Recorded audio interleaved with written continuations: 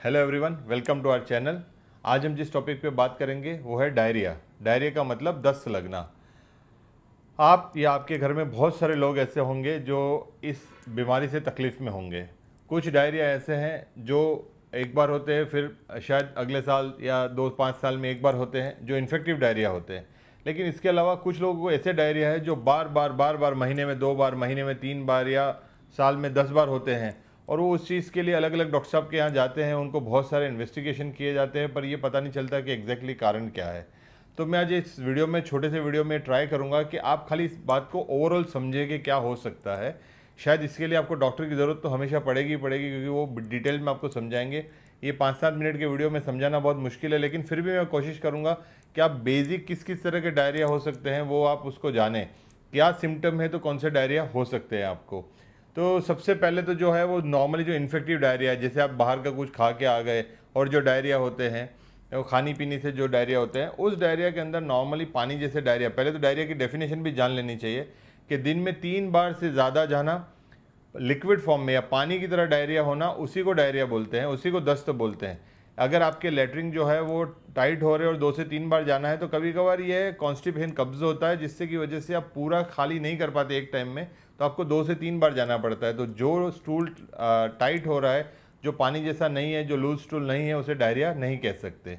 अब बात आती है कि क्या वो डायरिया जो आपका है वो इन्फेक्शन की वजह से है या बिना इन्फेक्शन की वजह से और कोई कारण है उसकी वजह से डायरिया है। जो अमूमन लोगों को डायरिया होते हैं खाना पीने की वजह से होते हैं, वो तो जो दस्त होते हैं, जिससे कुछ दवाइयाँ डॉक्टर साहब आजू बाजू के देते हैं और वो पेशेंट ठीक भी हो जाता है।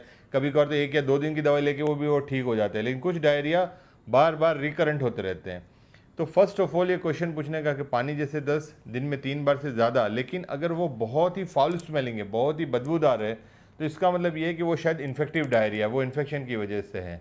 लेकिन उसके अलावा के डायरिया जो हैं, जिसके अंदर आपको IBD मतलब इन्फ्लेमेटरी बॉवेल डिसऑर्डर, जिसमें अल्सरेटिव कोलाइटिस और क्रॉन्स डिसीज जैसी बीमारियां हो सकती है, जिसके लिए आपको डॉक्टर साहब से कंसल्ट करना चाहिए। लेकिन इसमें खासियत रहती है कि अमूमन ये डायरिया के साथ ब्लड आता है, जिसको अगर डायरिया के साथ ब्लड हो तो उसे डिसेंट्री भी कहा जाता है। बहुत ज़्यादा सीवियर इन्फेक्शन में भी ब्लड आ सकता है।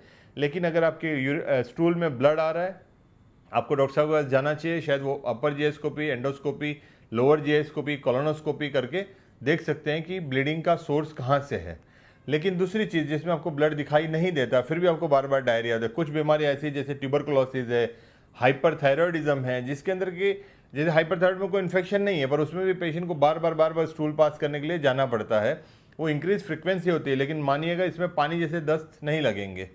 अब वो बीमारी जिसके अंदर की, मतलब ये जो छोटे मोटे कारण थे वो मैंने आपको बता दिए, लेकिन आज का जो मेरा मकसद है जो समझाने का, वो है irritable bowel syndrome. Irritable bowel syndrome, देखिए बहुत क्रॉनिक डायरिया के कॉजेज है, लेकिन आज जो मैं एक टॉपिक लेके आपको समझा रहा हूँ वो है irritable bowel syndrome. Irritable bowel syndrome वो बीमारी है जिसके अंदर आप डॉक्टर साहब के पास जाते हैं, वो बहुत सारे इन्वेस्टिगेशन करते हैं, CBC करते हैं, थायराइड करते हैं, ब्लड शुगर करते हैं, TB की तपास करते हैं, ऊपर से और नीचे से एंडोस्कोपी करके भी देख लेते हैं, CT स्कैन भी पेशेंट का हो जाता है। लेकिन फिर भी पेशेंट को ये डायरिया बंद नहीं होते हैं। उसका क्या कारण होता है? इसे हम बोलते हैं irritable bowel syndrome. Irritable bowel syndrome आप अगर समझेंगे, आपका गट इरिटेट हो रहा है, आपका गट जो है वो, उसकी मोटिलिटी, जो क्षमता से मोशन होनी चाहिए, जिससे आप शायद रात को या दिन भर खाना खाते हैं, वो एक बार सुबह खाली हो जाता है। कुछ लोगों को 1 या 2 बार या 3 बार भी दिन में जाना पड़ता है, वो पानी जैसे नहीं होते। हर बंदे की एक अलग फ्रिक्वेंसी होती है, जिसे हम कब्ज़ कहते हैं। कभी कभार कब्ज़ की डेफिनेशन भी है कि वो 3 दिन में एक बार न जाए, अगर चौथे दिन या पाँचवें दिन जाना पड़े तो उसे हम कब्ज़ कहते हैं। तो अगर किसी को दिन में 3 बार होते हैं, किसी को अल्टरनेट डे होते हैं, पर वो सब नॉर्मल है। तो एबनॉर्मल क्या हुआ? दिन में 3-4 बार जाना।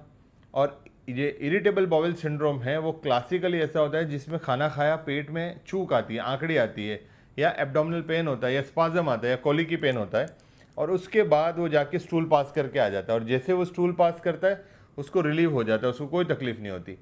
इस तरह के पेशेंट, मैं फिर से एक बार दोहराऊंगा, आपके सारे इन्वेस्टिगेशन नॉर्मल आ चुके हैं, आपको और कोई बीमारी नहीं है, आपको वेट लॉस नहीं हो रहा है, आपको फीवर नहीं आ रहा है, तो ये बाकी का कारण हटा दीजिए और बचा हुआ कारण इरिटेबल बॉवेल सिंड्रोम, क्योंकि इसका कोई डायग्नोस्टिक क्राइटेरिया मतलब है, लेकिन कोई डायग्नोस्टिक टूल नहीं है, मतलब कोई इन्वेस्टिगेशन नहीं है जिससे आप प्रूव कर सके कि ये IBS है। तो IBS, irritable bowel syndrome, is a diagnosis of exclusion, मतलब बाकी के सारे कारण आपने ढूंढ लिए, आपको कुछ नहीं मिला है, तो फिर वो आप इरिटेबल बाउल सिंड्रोम में उसको डाल सकते हैं। तो इरिटेबल बाउल सिंड्रोम जो है वो ब्रेन गट फिनोमिना है। जिस समय आप स्ट्रेस में होते हैं, जिस समय आप सोचते हैं, उस समय आपकी गट की मोटिलिटी बढ़ जाती है। वैसे भी IBS 3 तरह के होते हैं। 3 तरह में सबसे पहला होता है डायरिया प्रीडोमिनेंट, मतलब कि उसको बार बार डायरिया लगते रहेंगे। दूसरी एक वैरायटी है जिसमें कॉन्स्टिपेशन प्रीडोमिनेंट, मतलब कि हमेशा के लिए उसको कब्ज ही कब्ज रहता है। और तीसरी वैरायटी जो बहुत ही डिफिकल्ट है ट्रीट करना हमारे लिए भी, वो है अल्टरनेट डायरिया एंड कॉन्स्टिपेशन। अगर आप डायरिया की ट्रीटमेंट देते हैं तो उसको कब्जे हो जाता है, और कब्ज की ट्रीटमेंट देते हैं तो उसको डायरिया हो जाते हैं। लेकिन आज जो हमारा टॉपिक रहेगा वो डायरिया रिलेटेड है, तो हम diarrhoea predominant irritable bowel syndrome के बारे में बात करेंगे।